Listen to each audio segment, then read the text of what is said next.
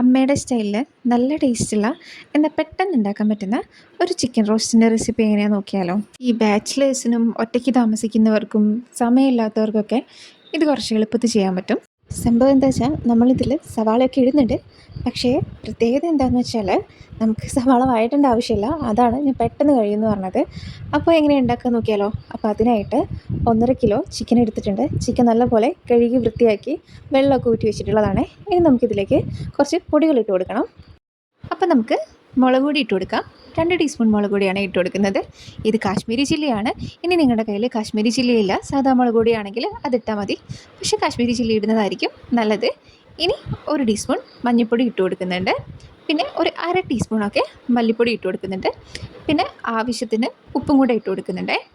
ഇനി ഇതിലേക്ക് എരിവിന് ആവശ്യമായിട്ട് മെയിനായിട്ട് നമ്മൾ കുരുമുളക് പൊടിയാണ് ഇടുന്നത്. അപ്പോൾ കുരുമുളക് പൊടി 2 ടീസ്പൂൺ ഇട്ട് കൊടുക്കുന്നുണ്ട്. ഇത് നിങ്ങളുടെ എരിവിനനുസരിച്ചിട്ട് കൂട്ടിയും കുറച്ചൊക്കെ എടുക്കാൻ പറ്റുന്നു. പിന്നെ നമുക്കിതിലേക്ക് 1 ടീസ്പൂൺ ചില്ലി ഫ്ലേക്സും കൂടെ ഇട്ട് കൊടുക്കാം. ഇത് തികച്ചും ഓപ്ഷണലാണ്. നിങ്ങളുടെ കയ്യിൽ ചില്ലി ഫ്ലേക്സ് ഉണ്ടെങ്കിൽ ഇട്ട് കൊടുക്കാം. ഇനി ഇല്ലയെന്നാണെങ്കിൽ കുഴപ്പമൊന്നുമില്ല. ഇനി ഇതിലേക്ക് ഒരു തണ്ട് കറിവേപ്പിലയും കൂടെ ഇട്ട് നമുക്കിതെല്ലാം കൂടെ കൈവച്ച് നല്ലപോലെ ഒന്ന് മിക്സ് ചെയ്തെടുക്കാം. അപ്പോൾ ചിക്കൻ മാരിനേറ്റ് ചെയ്യുമ്പോൾ പ്രത്യേകം ശ്രദ്ധിക്കേണ്ടത് എന്താണെന്ന് വെച്ചാൽ ഈ മസാലകളൊക്കെ ചിക്കനിൽ എല്ലായിടത്തിലും നല്ലപോലെ പിടിക്കുന്ന രീതിക്ക് വേണം നമ്മൾ മാരിനേറ്റ് ചെയ്ത് വെക്കാൻ.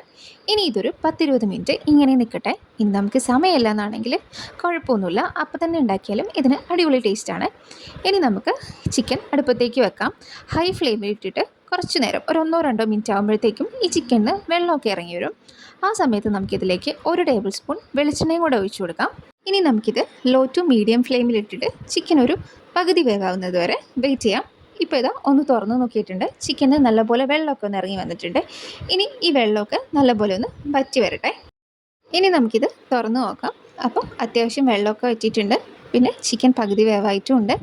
ഇനി നമുക്കിതിലേക്ക് 2 മീഡിയം സൈസ് സവാള ക്യൂബ്സ് ആയിട്ട് അരിഞ്ഞതും 2 പച്ചമുളകും നല്ലപോലെ പഴുത്ത ഒരു തക്കാളി ചെറിയ കഷ്ണങ്ങളാക്കി മുറിച്ചതും പിന്നെ ഒരു ചെറിയ കഷ്ണം ഇഞ്ചിയും ഒരു 3-4 തണ്ട് കറിവേപ്പിലയും കൂടെ ഇട്ട് കൊടുക്കാം.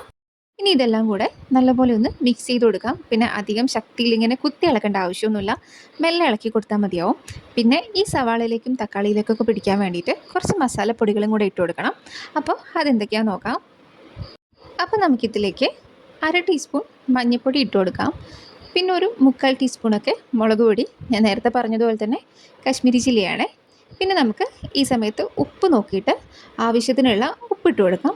പിന്നെ ഒരു 1/2 ടീസ്പൂൺ തന്നെ മല്ലിപ്പൊടി ഇട്ട് കൊടുക്കുന്നുണ്ട്. പിന്നെ ഒരു 3/4 ടീസ്പൂണൊക്കെ കുരുമുളക് പൊടി, 1 ടീസ്പൂണൊക്കെ ചില്ലി ഫ്ലേക്സും കൂടെ ഇട്ട് കൊടുക്കുന്നുണ്ട്. പിന്നെ ഇതൊക്കെ നമ്മുടെ എരിവ് നോക്കിയിട്ട് എരിവിനനുസരിച്ചിട്ട് കൂട്ടിയും കുറച്ചും ഇടണേ.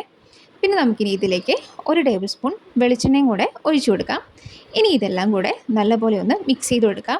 നമ്മളിപ്പോൾ ഇട്ട മസാലപ്പൊടികളെല്ലാം ചിക്കനിൽ എല്ലായിടത്തിലും നല്ലപോലെ എത്തുന്ന രീതിക്ക് നല്ലപോലെ ഒന്ന് മിക്സ് ചെയ്ത് കൊടുക്കാം.